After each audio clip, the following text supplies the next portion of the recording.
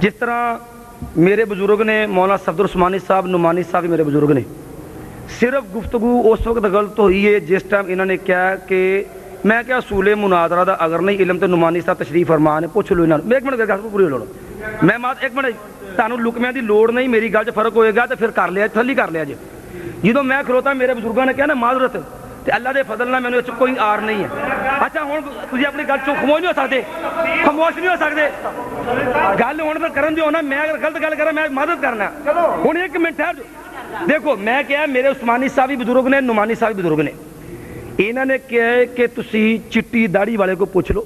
میں کہا جی میرے بزرگ نے مینوں لوڑ پئی تے پوچھ لے گا میں طرح گستاخ نہیں کہ میں کنڈ کر کے بایا اے لفظ بولے نے میں انج کیا نا میں میرے الفاظ چ فرق ہوئے اس لفظ چ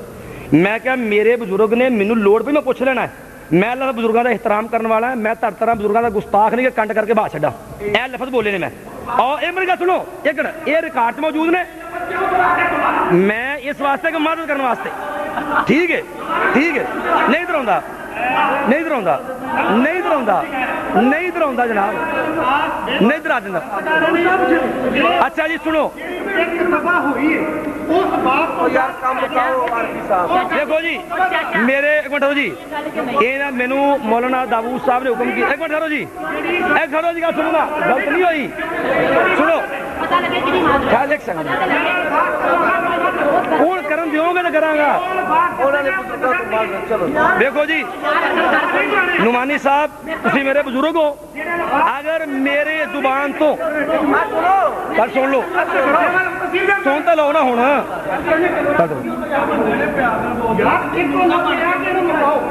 کون لگا ہوں سنو گے پھر ہی ہے نا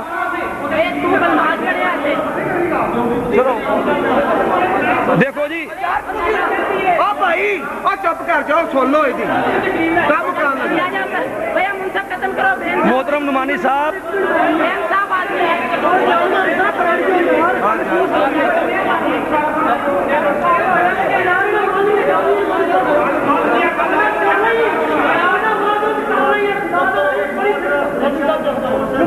چلو جی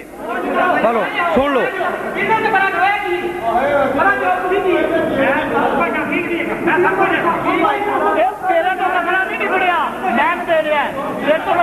یار ایک ہی طریقہ کار بندہ جو سب آن لیا ہے نہیں ایک ہی طریقہ کار جو اسی مدد کرنے لگے تو پھر کی رولا ہے باہو نہیں نہ گل مکا دیتی ہے مکاؤن لگے ہیں مکاؤن کیوں کہ مکاواں گا بھائی دو لفظ تو تیجا لفظ ہوگا تو کہہ دیں میرا ویر تیجا لفظ ہوگا تو روک دیں چلو چلو دو لفظ جی السلام علیکم ورحمۃ اللہ جی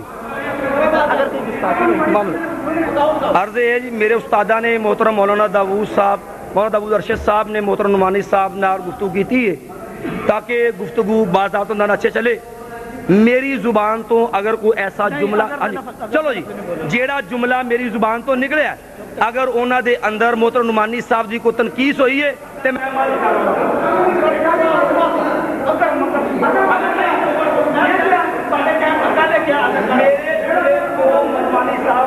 پریشانی ہوئی میں مدد کر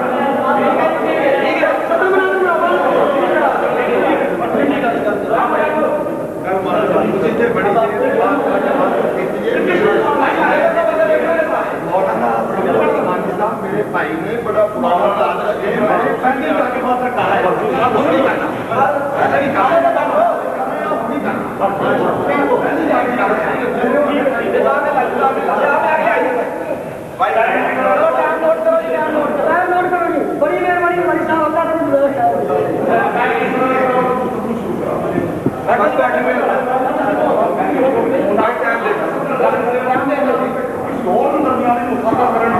الحمدللہ وحدہ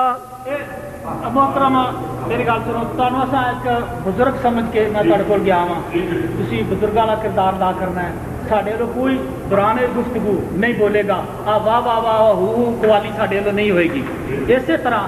تسی بھی اپنے ساتھیاں نوں جڑا سمجھا دو صدر مناظرہ کون فریق نہیں کریں گے ٹھیک ہے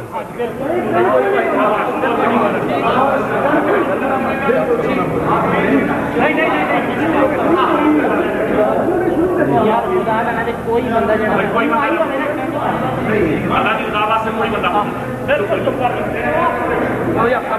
ہاں جی جدو وہ اشارہ کرتے ہیں جی ہاں جی الحمدللہ وحدہ والصلاة والسلام علی من لا نبی بعدہ اعوذ باللہ من الشیطان الرجیم واقیموا الصلاة وآتوا الزکاة وآتیوا الرسول لعلکم ترحمون۔ اللہ تبارک و تعالی احکم الحاکمین رب العالمین کی حمد و ثنا کے بعد نبیوں کے امام پاک بازوں کے سردار نبی آخر الزمان جناب محمد الرسول اللہ صلی اللہ علیہ وآلہ وسلم کی ذات اقدس پر ان گنت لا تعداد بے شمار درود و سلام ہو، آپ کی آل پر اور آپ کے ساتھیوں پر بھی اور آپ کے سچے پیروکاروں پر بھی۔ درود و سلام کے بعد رفع الیدین فی الصلاۃ کے موضوع پر گفتگو کرنے کے لیے ہم حاضر ہوئے ہیں۔ اللہ تبارک و تعالی ہم دونوں فریقوں کو تحمل سے ایک دوسرے کی سننے کی توفیق عطا فرمائے۔ میرا دعویٰ آپ سماعت فرما چکے ہیں، رسول اللہ صلی اللہ علیہ وآلہ وسلم نماز شروع کرتے وقت رکوع جاتے، رکوع سے سر اٹھاتے اور تیسری رکعت کے آغاز میں رفع الیدین کیا کرتے تھے، جس کا ترک نسخ ممانت رسول اللہ صلی اللہ علیہ وسلم سے ثابت نہیں، لہذا ان مذکورہ مقامات کی رفع الیدین سنت دائمہ بمعنی ہمیشہ ہے۔ اب جو میں نے آیت کریمہ تلاوت کی ہے، اس میں اللہ تبارک و تعالی نے اقامت الصلاۃ، ادیت الزکاۃ کا حکم دیا اور ساتھ رسول اللہ صلی اللہ علیہ وآلہ وسلم کی اطاعت و فرما برداری کا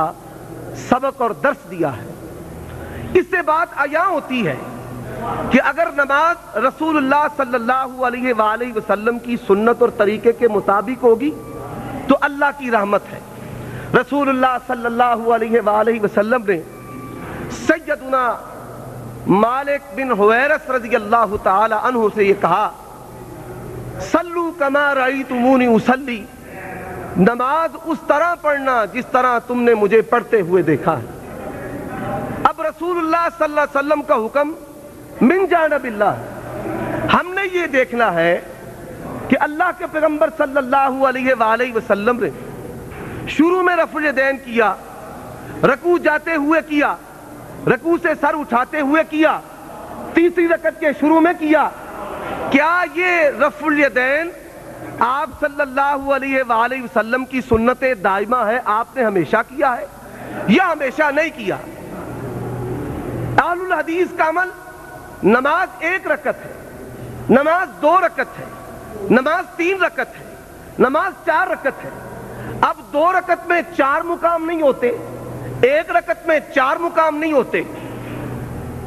تین رکعتوں میں چار مقام کی رفع الیدین ہے۔ جب بات آگے نکلے گی آپ مطالبہ کریں، بھائی تین کی بات کی ہے چوتھی بھی پیش کرو، ہم چوتھی بھی پیش کریں گے۔ شرائط میں یہ بات ہرگز نہیں لکھی ہوئی کہ صرف چار مقامات والی روایت پیش ہوگی، دو والی تین والی پیش نہیں ہو سکتی، آپ شرائط پڑھ سکتے ہیں۔ ہمارا دعویٰ ہمارا عمل ہے، ہمارا عمل شروع کا بھی ہے، رکوع جاتے ہوئے، رکوع سے سر اٹھاتے ہوئے، اور تیسری رکعت کے شروع میں ہے۔ اب حضرات توجہ فرمائیے، سنت دائمہ جس بنیاد پر میں نے اسے ثابت کیا، لکھا ہوا ہے دعویٰ میں کہ نسخ، ترک، ممانت رسول اللہ صلی اللہ علیہ وسلم سے ثابت نہیں، لہذا ان مقامات کی رفع الیدین سنت دائمہ بمعنی ہمیشہ ہے۔ اب رفع الیدین کرنا آپ نے بھی تسلیم کیا ہے، اور میرے ہاتھ میں میرے بزرگوار مولانا یونس نعمانی تشریف فرما ہے، ان کی کتاب ہے تحقیق مسائل۔ تحقیق مسائل کے صفحہ نمبر 157 پر لکھتے ہیں، یہ ان کے افادات محمد اسحاق کمبوہ نے جمع کیے ہیں کہ یہ روایات نفس ثبوت رفع دین پر دلالت کرتی ہیں جس کے ہم منکر نہیں۔ رفع یدین ان مقامات پر ان بھائیوں نے بھی تسلیم کیا اور ہم نے بھی لکھ دیا۔ اب مسئلہ یہ ہے کہ اگر اس کا ترک نسخ ممانت رسول اللہ صلی اللہ علیہ وسلم سے ثابت نہیں ہوگی تو لہذا ان مقامات کی رفع یدین سنت دائمہ بمانہ ہمیشہ ہے۔ جی یہ روایات نفس ثبوت رفع یدین پر دلالت کرتی ہیں جس کے ہم منکر نہیں، یہ کتاب آپ ہم سے لے سکتے ہیں۔ اب میں دلیل پیش کرتا ہوں سب سے پہلے صحیح بخاری سے سیدنا